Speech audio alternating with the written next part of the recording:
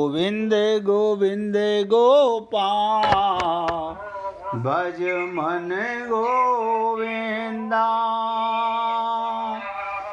गोविंदा गोपाला गोविंदा गोपाला गोविंद गोविंद गोपाल भज मन गोविंदा गोविंद गोविंद गोपाल भज मन गोविंदा गोविंदा गोपाला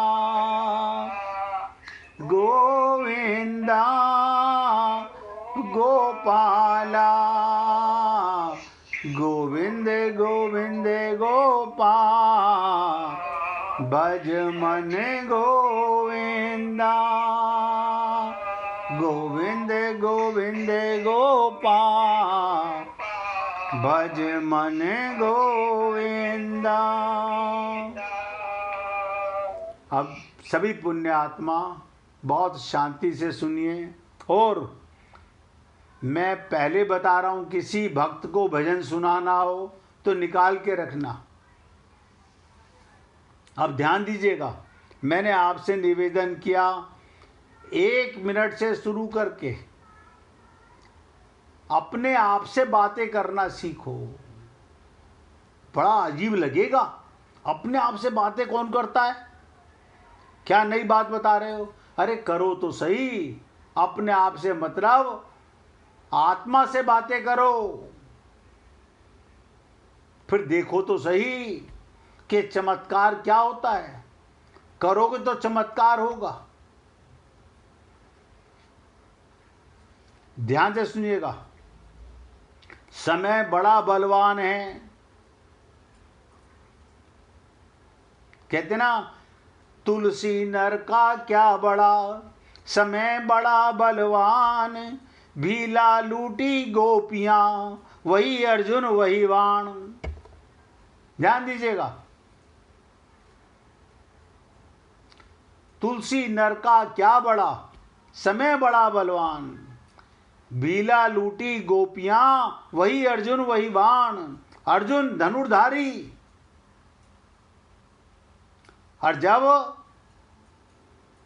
भीलों ने गोपियों को लूटा तो अर्जुन कहां गया, उसके बाण कहां गए?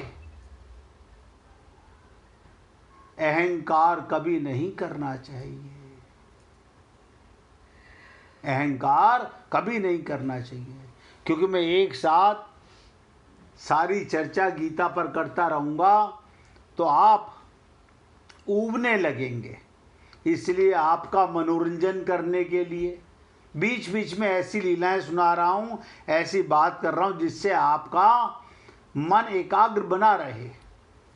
अर्थात समय की सबसे बड़ा बलवान है। समय ही होता है जो सबको बड़ा या छोटा बनाता है। जैसे एक बार महान धनुर्धर अर्जुन का समय खराब था, वो भी भीलों से गोपियों की रक्षा नहीं कर सका। आप सोचिए, अर्जुन धनुर्धारी और गोपियों की रक्षा नहीं कर सका। अब समझने का प्रयत्न करते हैं कि पौराणिक कथा क्या कहती है। विष्णु पुराण में कथा आती है, जब गांधारी और दुर्वासा ऋषि के श्राप से यदुवंशियों का विनाश हो रहा था। क्या मतलब? गांधारी ने श्राप दिया था भगवान श्री कृष्ण को, और दुर्वासा ऋषि के श्राप से, ये दुर्वासा जी ने किसको श्राप दिया? भगवान श्री कृष्ण के पोतों को। यदुवंशियों का नाश हो रहा था, तब भगवान श्री कृष्ण ने अर्जुन को द्वारका बुलाया और अपने धाम से द्वारिकाधीश ने द्वारका से द्वारका की सभी स्त्रियां गोपियों को अपने साथ हस्तिनापुर ले जाने के लिए कहा। श्री कृष्ण और यदुवंशियों के शरीर का अंतिम संस्कार करके, श्री कृष्ण का और यदुवंशियों के शरीर का अंतिम संस्कार करके अर्जुन जब द्वारिका से निकले तो भगवान श्री कृष्ण की आज्ञा मानकर उनके साथ भगवान श्री कृष्ण की कई पत्नियां, गोपियां और अन्य यदुवंशियों की स्त्रियां भी द्वारिका के साथ चलने लगी। द्वारिका से उनकी अंतिम विदाई हो रही थी, इसलिए उनके पास जो धन संपदा थी वो साथ में लेकर नगर से निकल चली। यानी सारी स्त्रियां द्वारिका छोड़ के अपना धन ले जाने लगी साथ में। मार्ग में अकेले अर्जुन के साथ द्वारिका की स्त्रियां, गोपियां और वहां की अपार संपदा के आगमन की सूचना मार्ग में रहने वाले लुटेरों, भीलों को और ग्रामीणों तथा तक पहुंचने लगी। सबको पहुंच गई ग्रामीणों के अंदर, लुटेरों के गांव में, कि यहाँ से द्वारिका से धन लेकर के आया जा रहा है। सभी लोग द्वारिका की स्त्रियां और धन संपदा को पाने के लिए ललचाने लगे। हालांकि उनके लिए बड़ी बाधा अर्जुन था, जिनके पराक्रम को सभी लोग जानते थे कि भाई अर्जुन के साथ आ रही हैं और अर्जुन से मुकाबला करना बड़ा भारी काम है। लेकिन लालच में अंधा हुआ मनुष्य जान को जोखिम में डालते, आपने खूब देखा होगा, लालच में अंधा व्यक्ति जान को जोखिम में डालने से नहीं चूकता। सभी ने मिलकर स्त्रियों और धन को लूटने का फैसला कर लिया। लुटेरों ने, इन्हीं को भील कहा जाता है, ग्रामीणों को धन का लालच देकर उनकी सहायता करने के लिए तैयार कर लिया। अर्जुन सतर्कता से चल रहे थे, लेकिन आने वाले खतरे से अनजान थे और अपनी बुद्धि पर, अपने बल पर बड़ा अहंकार था। मार्ग में अचानक उनको भीलों ने घेर लिया और स्त्रियां, गोपियों और धन पर अधिकार जमाने लगे। अर्जुन ने सभी को भय दिखाकर भगाने का प्रयास किया। एक अकेला अर्जुन सबको भगाने का प्रयास किया, लेकिन अर्जुन की किसी भी बात का भीलों पर कोई प्रभाव नहीं पड़ा। तब अर्जुन ने अपना गांडीव उठा लिया और भीलों पर दिव्य बाणों का प्रयोग करना चाहा। नोट करना, क्या करना? प्रयोग करना चाहा। अर्जुन हैरान रह गए। क्या मतलब? अब ध्यान दीजिएगा, यहीं पर ही पकड़ने की कथा का सार है। गांडी उठा लिया, दिव्य बाणों का प्रयोग। जब दिव्य बाण होते हैं तो उससे पहले मंत्र उच्चारण किया जाता है।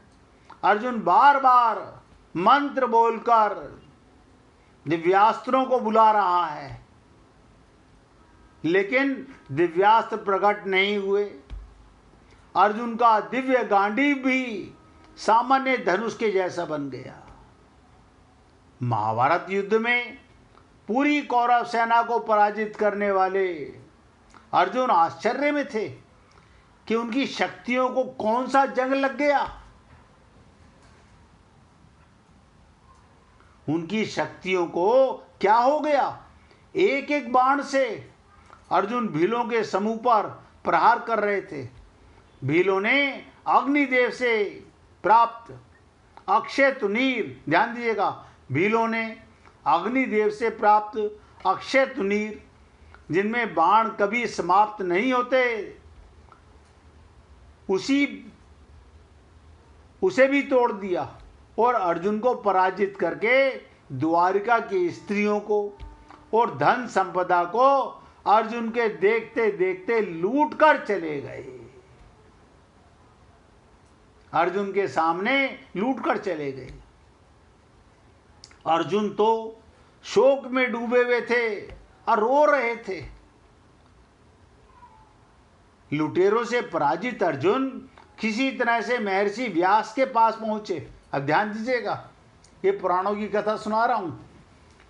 व्यास के पास पहुंचे, अब पूरी स्थिति बताई तो व्यास जी ने बताया, यही जिन्होंने गीता लिखी है मुख से निकली थी भगवान श्री कृष्ण के, लेकिन आप हम लोगों के सामने जो पहुंची है ये वेद व्यास जी द्वारा पहुंची है। तो व्यास जी ने बताया, दरअसल तुम जिस शक्ति की बात कर रहे हैं और जो कुछ शक्तियां तुम्हारे पास थी, एक एक शब्द ध्यान देना, वो तुम्हारी थी ही नहीं। सारी शक्तियों के स्वामी तो श्री कृष्ण थे। जब तक वो तुम्हारे साथ थे तब तक उनकी शक्तियां भी तुम्हारे साथ थी। उनके जाने के साथ शक्तियां भी सब चली गई। अभी तुम्हें बुद्धि नहीं काम कर रही, तुम तो अभी सबका अंतिम संस्कार करके आए हो। जब भगवान नहीं रहे धराधाम पे तो उनकी शक्तियां कहां से आएंगी। वेद व्यास जी के कहते हैं, अर्जुन अब नव युग का आरंभ हो रहा है, समय में परिवर्तन आ चुका है, तुम्हारा कर्तव्य पूरा हो चुका, तुम्हारे अस्त्रों शस्त्रों का प्रयोजन खत्म हो चुका है। किसी भी अस्त्र का प्रयोजन तब तक रहता है जब तक संसार को उसकी आवश्यकता होती है। तुम्हें जो विद्या मिली थी अब जा चुकी है। अब इस युग से श्री कृष्ण युग में श्री कृष्ण और तुम रहोगे तो पृथ्वी का संतुलन बिगड़ जाएगा। इसलिए श्री कृष्ण समय से अपने धाम लौट गए। अब ये जो कुछ भी हो रहा है ये उनकी मर्जी से हो रहा है। ये भील भी भगवान की बिना मर्जी के नहीं कर रहे। इसलिए तुम्हारे दिव्यास्त्र भीलों से लड़ते हुए काम नहीं आए। अब आप सोचिए, वेद व्यास जी की बातें सुनकर अर्जुन ने व्यास जी के समझाने पर भगवान श्री कृष्ण की अंतिम आज्ञा का ध्यान करके क्या क्या कहा था भगवान ने। अर्जुन ने व्यास जी के समझाने पर भगवान श्री कृष्ण की अंतिम आज्ञा का ध्यान करके उनके परपौत्र वज्रनाभ जी को यदुवंशियों का राजा बना दिया। वज्रनाभ जी उस समय बहुत छोटे थे, इसलिए हस्तिनापुर में रहे और पांडवों के स्वर्गरोहण के बाद परीक्षित जी ने इनका ध्यान रखा और बाद में मथुरा मंडल का राज्य बना था। वज्रनाभ जी के नाम पर भी मथुरा और आसपास का क्षेत्र ब्रज मंडल कहलाता है। हे पुण्य आत्माओं, ये लीला मैंने आपको किस लिए सुनाई। अभी तो आपके और हमारे सांस चल रहे हैं, कोई संत महात्मा नहीं बोलता। हमें लगता है कि हमारे गुरुजी ने ये कहा, हमारे फलाने संत ने ये कहा। जब तक भगवान की शक्ति उनके अंदर होती है तभी तक उनके मुखार बिंद से ये शब्दों का हमारे को रसास्वादन मिलता है। जहाँ भगवान की शक्ति जाती है ये शरीर भी नेस्तनाबूत हो जाता है। अब आप सोचिएगा, अभी आपके शरीर में हृदय में परमात्मा विराजमान है, सबके, किसी एक के नहीं, लेकिन हमारी बुद्धि में कैसा अज्ञान भरा हुआ है। हम चाहते भी हैं कल्याण करना, लेकिन किसका ये पता ही नहीं। किसका कल्याण। हम रोज इधर से उधर, उधर से इधर, इधर से उधर, उधर से इधर।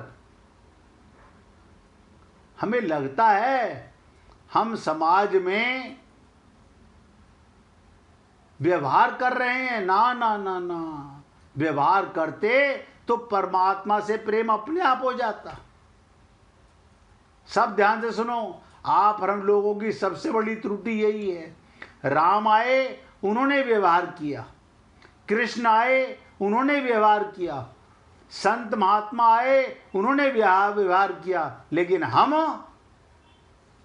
अपना शरीर मैं मानकर, अरे समाज को तो गोली मारो, हम तो अपने सगे संबंधियों के साथ शरीर का संबंध निभा रहे हैं। आत्मा का ज्ञान नहीं, परमात्मा हमारे हृदय में विराजमान है, इसका ज्ञान नहीं। जिसके लिए ये चोला मिला, वो परमात्मा न जाने कब मिलेंगे। बहुत बार आपसे कहा गया कि माया ठगनी है, और ये आप हम लोगों को ठग रही है। लेकिन हम लोग चेतना ही नहीं चाहते, जागना ही नहीं चाहते। ना तो गुरु की शरणागति करते, ना भगवान की शरणागति करते हैं। हाँ, करते तो हैं। किसकी करते हैं? अपने मन की शरणागति करते हैं। जो मेरा मन कहेगा मैं वो करूंगा, बस हम मन के गुलाम हैं। इसलिए हे पुण्य आत्मा, निवेदन करना मेरा कार्य है। ये लीला सुनाने का भी कारण ये था, ये धन काम नहीं आएगा, ये बल काम नहीं आएगा, अर्जुन का गांडीव काम नहीं आया, उसकी धनुर्विद्या काम नहीं आई, कहां गई द्रोणाचार्य की दिव्य शिक्षा? सब भगवान की कृपा है। आज आप और हम लोग सत्संग सुनते हैं, आपका हृदय पात्र बने। मैं रोज बोलता हूं, आज बोलना भूल गया। मन बुद्धि से सत्संग मत सुना कीजिए, हृदय को पात्र बनाइए। ये संसार की बातें मन बुद्धि में ले जाइए, और संत महात्माओं का, भगवान की चर्चा जब हो तो मन बुद्धि अपने गुरु और भगवान के चरणों में अर्पित करके अमृत के समान हृदय को पात्र बनाकर, ताकि हमारा हृदय शुद्ध हो और हमें भगवत प्राप्ति हो। अन्यथा ये सत्संग करने का, आपका समय देने का, मेरी सेवा करने का कोई लाभ नहीं मिलेगा। मनुष्य किसको कहते हैं? जिसको भलाई और बुराई का ज्ञान हो, और जो अपने साथ होने वाली भलाई और बुराई को जानता हो। अतः मनुष्य का प्रथम कर्तव्य, ध्यान से सुनिएगा, आज की आखिरी बात बोल रहा हूं। किसी को भजन सुनाना हो तो निकालना, कोई नहीं आएगा तो हम कीर्तन करेंगे। मनुष्य का प्रथम कर्तव्य, जिसको बुराई जानता है उसको दूसरों के साथ ना करे, और यदि कर चुका है तो उसको दोहराए नहीं। बुराई का त्याग करने मात्र से मनुष्य भला हो जाता है। आप सोचते हो कि राम नाम की चदरिया ओढ़ के हम भले बन जाएं? इम्पॉसिबल। मैं तो निवेदन कर सकता हूं। आज आपके साथ 4 श्लोकों पर चर्चा की गई, चौथा, पांचवा, छठा और सातवां। मैंने आगे चर्चा क्यों नहीं की? क्योंकि अब द्रोणाचार्य को दुर्योधन अपनी सेना के योद्धाओं का नाम बताएगा। जैसे आप और हम लोगों को अपने धन का, अपने परिवार का, अपने ज्ञान का बड़ा अभिमान होता है। गीता के एक एक श्लोक को हृदयंगम करो, सोचो इनमें क्या छुपा हुआ रहस्य है। और मैं तो अपनी बहुत ही लघु वाणी से प्रयत्न करता रहता हूँ और भगवान से प्रार्थना करता हूँ, हे भगवान किसी प्रकार इन पुण्य आत्माओं का कल्याण हो। तो हे पुण्य आत्माओं, कल के लिए तैयार रहिएगा। और जो आज आपसे निवेदन किया है, अपने आप से बात करना चालू जरूर रखिएगा। एक बार चालू कीजिए, फिर देखिएगा क्या मजा आने लगता है। अब बाई जी भजन सुनाना चाहती हैं, आप उनसे भजन सुनिए, सुनाइए बाई जी।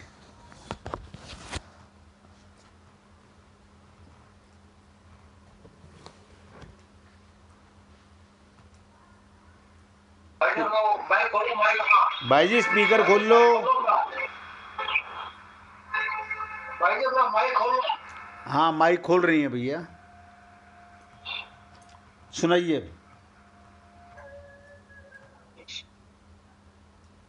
दोनों लगत मोहे प्यारे, मैं कैसे कहूँ।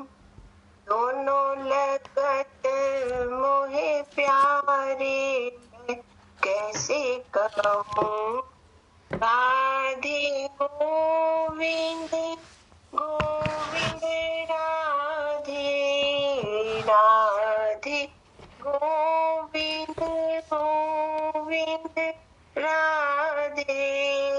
दोनों लगत मोहे प्यारे, मैं कैसे कहूँ।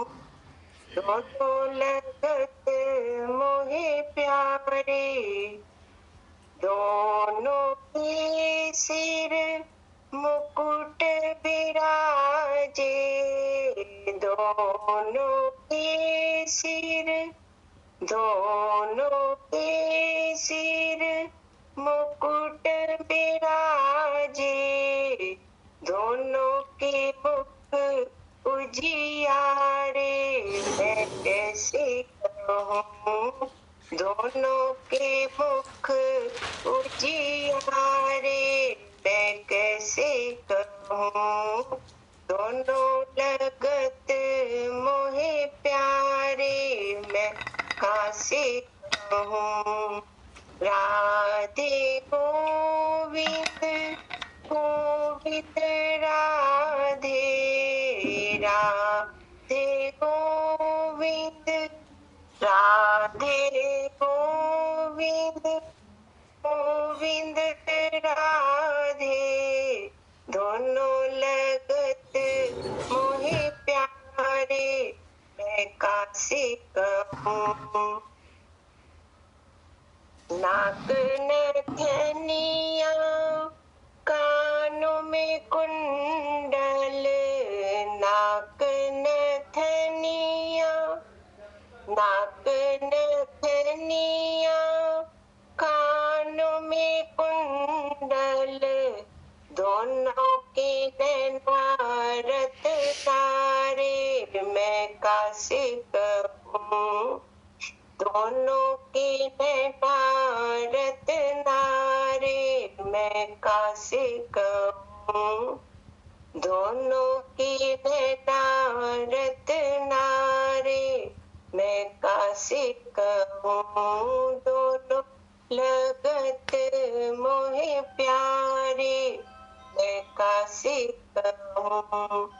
राधे गोविंद गोविंद राधे राधे गोविंद राधे गोविंद गोविंद राधे। दोनों लगत मोहे प्यारे, मैं कैसे कहूँ। मोहन के हाथों में मुरली विराजे। मोहन के हाथों में मुरली विराजे। राधा के हाथ कंगन वाले, मैं कासे कहूँ।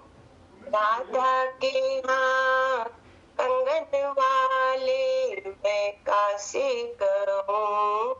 दोनों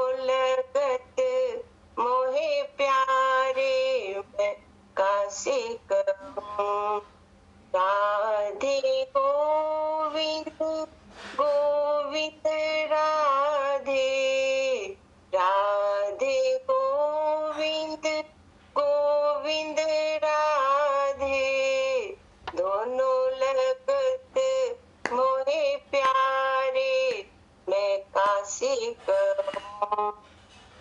चंद्र सखी भज बाल कृष्ण छवि, चंद्र सखी भज बाल कृष्ण छवि, दोनों पे जाऊं बलिहारी, मैं कासे कहूँ। दोनों पे जाऊं बलिहारी, मैं कासे कहूँ। दोनों लगत मोहे प्यारे, मैं कासे कहूँ। राधे गोविंद गोविंद राधे, राधे गोविंद राधे गोविंद, राधे गोविंद गोविंद राधे, दोनों लगत मोहे प्यारे, मैं कासे कहूँ। दोनों लगत मोहे प्यारे, मैं कासे कहूँ। बोलिए वृंदावन बिहारी लाल की जय। जय जय श्री राधे, जय जय श्री राधे। बोलिए लाल जी का मंगल हो, सभी भक्तों का मंगल हो। सबको राधे राधे भैया, राधे राधे जी, सबको राधे सबको राधे राधे जी, राधे राधे, राधे राधे जी, राधे राधे, राधे राधे भैया, राधे राधे, राधे राधे जी, राधे राधे जी।